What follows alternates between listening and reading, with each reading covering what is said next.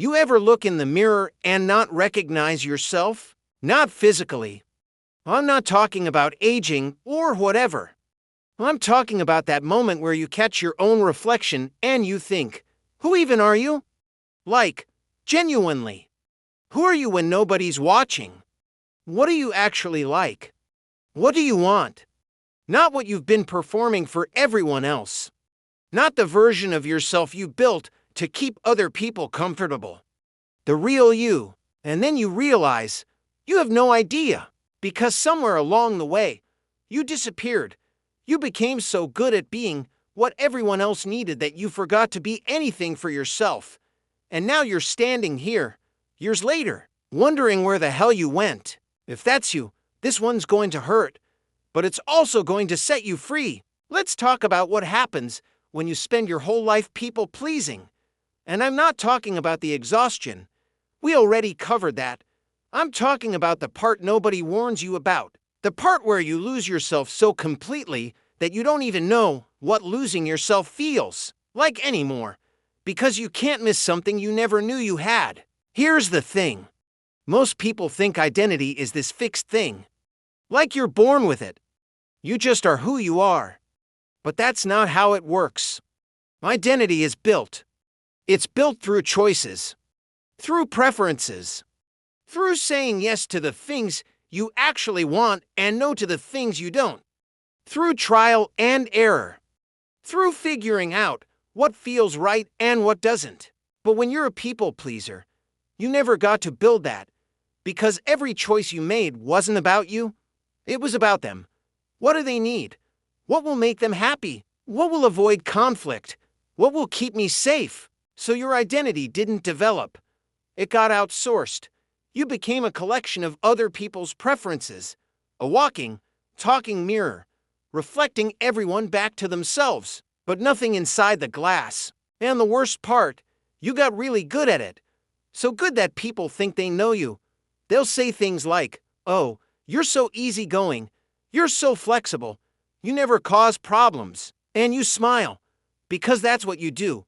But inside, you're screaming, because easygoing isn't a personality trait.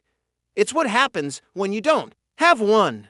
Let me tell you what this actually looks like in practice, because it's the small stuff that destroys you, not the big decisions.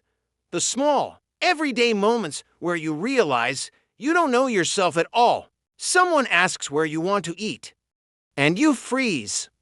Not because you're indecisive, because you genuinely do not know.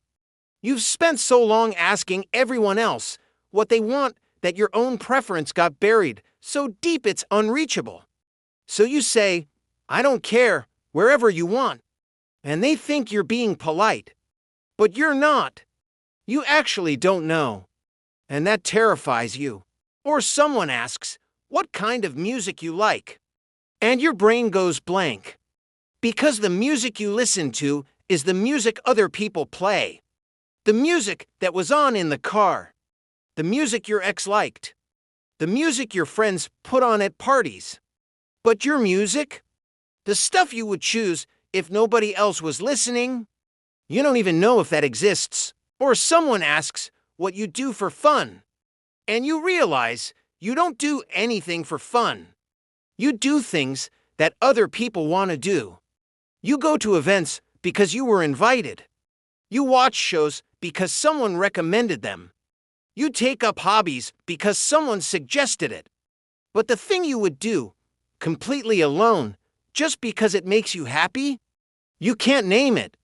Because you've never given yourself permission to figure it out. That's what people-pleasing does.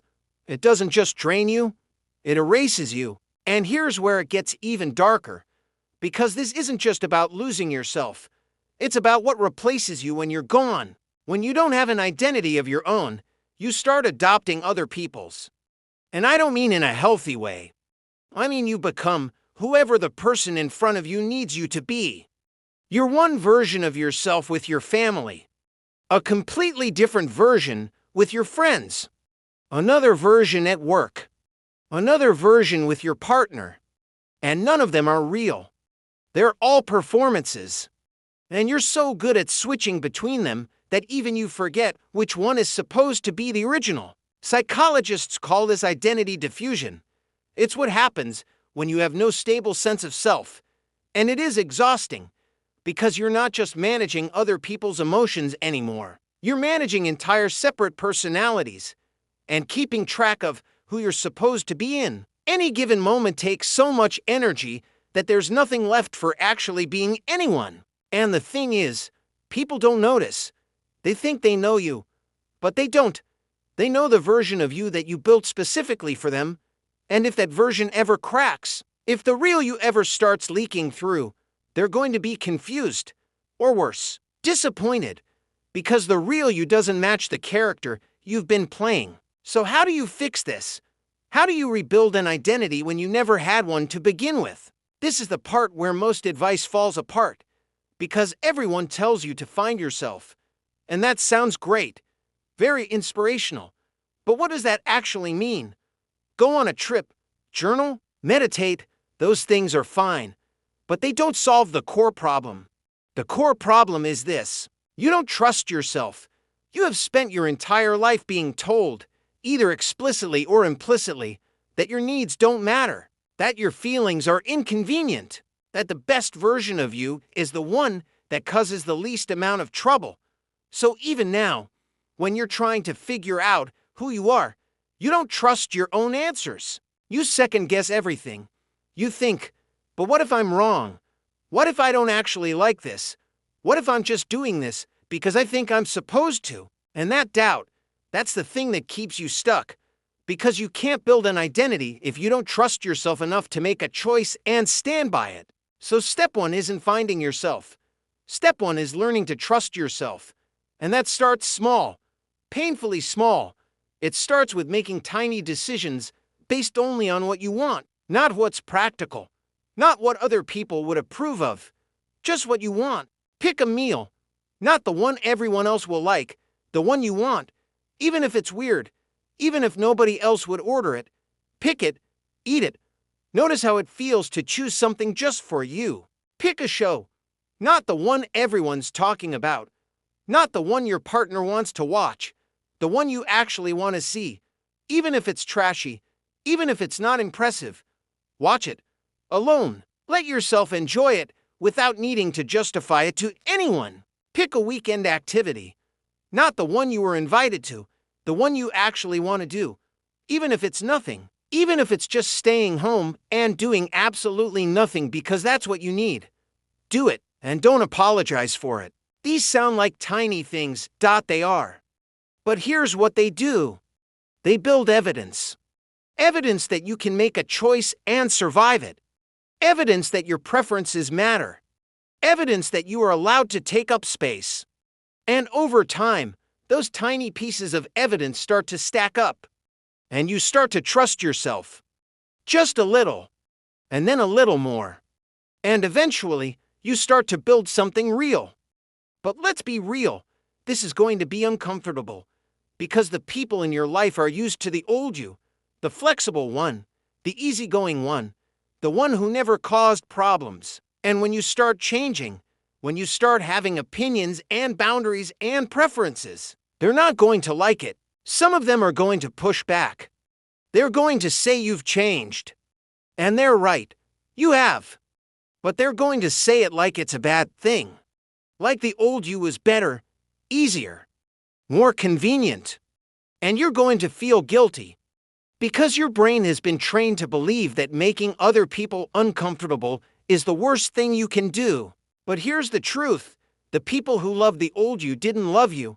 They loved the version of you that made their life easier. And if they can't handle the real you, the one with needs and boundaries and an actual personality, then they were never your people to begin with. The right people, they're going to be relieved because they've been waiting for you to show up. The real you, not the performance. And when you finally do, the relationship is going to get deeper, more honest, more real, because you're finally bringing something to the table instead of just reflecting them back to themselves. So here's what I need you to hear. You are not too late. You didn't miss your chance. You are not permanently broken because you spent years being someone else. You can rebuild. It's going to take time. It's going to be uncomfortable. There are going to be moments where you feel like you're doing it wrong, like you're being selfish, like you should go back to the way things were. But you can't go back, and you don't actually want to. What you want is to finally feel like yourself, to finally know who that is, to finally stop performing and start living. And that starts now. Not when you're ready, not when it's convenient, not when everyone else is comfortable with it. Now. So stop waiting for permission. Stop waiting to be sure. Stop waiting for the perfect moment. Start small. Make one decision today based only on what you want. Just one, and see what happens. You've spent your whole life becoming who everyone else needed. It's time to become who you were supposed to be all along. If this hit you, if you're finally ready to stop performing and start living, share this. Not for me, for you.